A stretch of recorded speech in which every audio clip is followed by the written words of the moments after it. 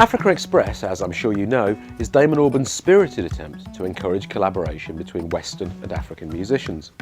Their most recent project, an attempt to record an album in a week in the Malian capital Bamako, was lent an extra poignancy by the fact that the recording took place just a few months after the defeat of the movement for oneness and jihad in West Africa. They'd taken over the north of the country and effectively banned music, issuing death threats to musicians, setting fire to instruments. Even after their defeat, the future of music in Mali looked bleak.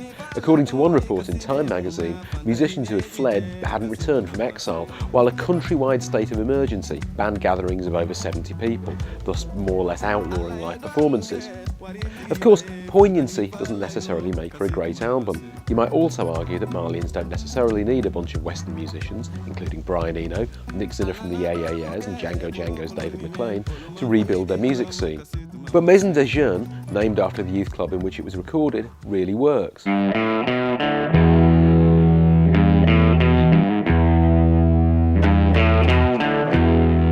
It's impressively eclectic. You get traditional Malian music alongside electronica, hip-hop, and, in the case of Songhui Blues, fantastic Nick Zinner-produced Subor, a kind of Malian take on heavy riffing Queens of the Stone Age rock.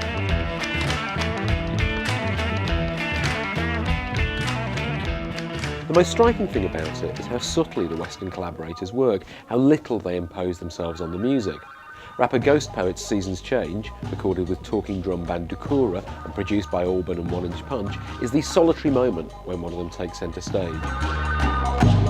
Normally feel like I don't want to know but I've been feeling the change. Get out my way, man. It sounds fantastic, but no more fantastic than the Yakuba Sissoko band's hypnotic chanson Denko Tapestry, where Brian Eno appears to have done nothing more than turn the recording equipment on.